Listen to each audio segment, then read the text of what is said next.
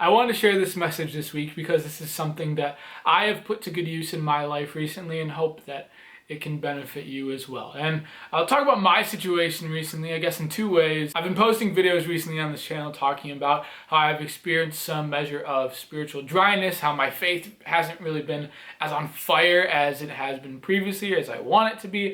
And the second thing being, as I've posted on social media elsewhere, that I have had some eating issues recently. Some binge eating history is something that I've talked about elsewhere on social media. And those are two pieces of my recent experience, my recent life, and those are obviously not ideal. And those are the kind of things that are not exactly the way I want to be. And when I am struggling with these kind of things, it tend to mess with my mindset and my mental health, which I think is something that's very relatable. Because everyone is struggling with something. And if you're not right now, God bless you, but unfortunately, you'll probably come to that season at some point in your life soon.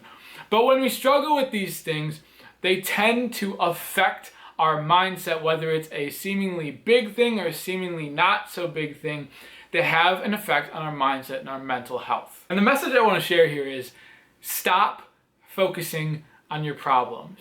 Because when you dwell on the things that you're struggling with too much, you almost give them a sort of power in your life. For example, I said that I've been kind of struggling with my faith recently, and that's something that is important to me because I think my faith, having a strong faith life, is an important part of living a healthy, balanced, good life.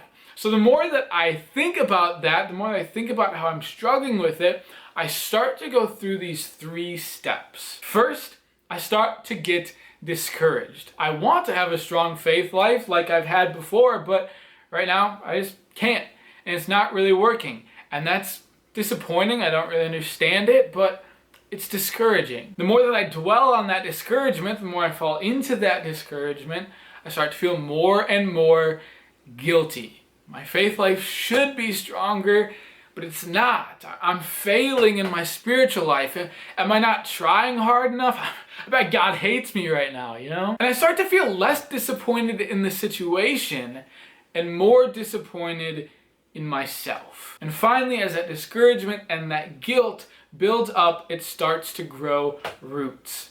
And we begin to identify with the problem. I was a faith-filled person who was on fire for Christ, but I experienced this moment of spiritual dryness, and I've become discouraged, and I felt guilty about it, and it's gotten me to the point now where I start to feel and identify as a person with a weak and meaningless faith. And even if that's not an actual reality of my life and who I am, that happens so often, and it stinks. I'll give you another example with my eating struggles recently. I'm a very fitness-focused person. Normally, I focus on eating healthy, nutritious foods, and I do a pretty good job at that most of the time.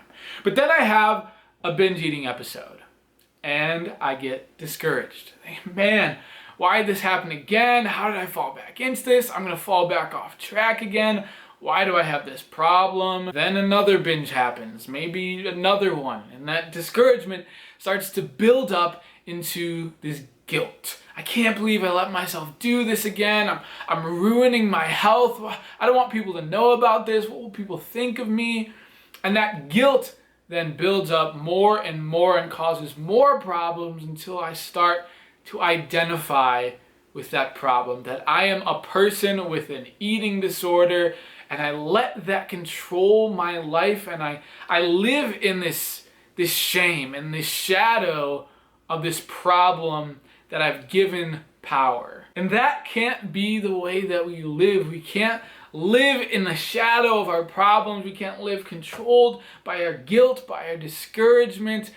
So stop focusing on your problems. Stop dwelling on the things that you're struggling with, because the more that we do that, the more power it has. Because it's the devil who identifies us with our problems, who accuses us, who makes us feel like we're worthless, like we're no good, that we're nothing more than our struggles.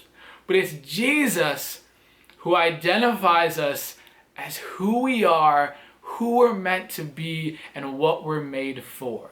Broken, but loved. Struggling, but made for more. Maybe it's a chronic physical or mental health issue you're experiencing. Maybe it's using pornography or falling into bad habits like drugs or excessive drinking. Maybe you've just come to a stressful point in your life, school, work, bad relationships, poor family situation, whatever the case may be. This is a part of your experience. It is not a part of your identity. So no matter how significant a struggle these things are for you, stop focusing so much on these things. Don't give in to letting these things control your life, and remember who you are, who you strive to be, and what you're made for. Because your life is so much more wonderful when you see beyond your problems.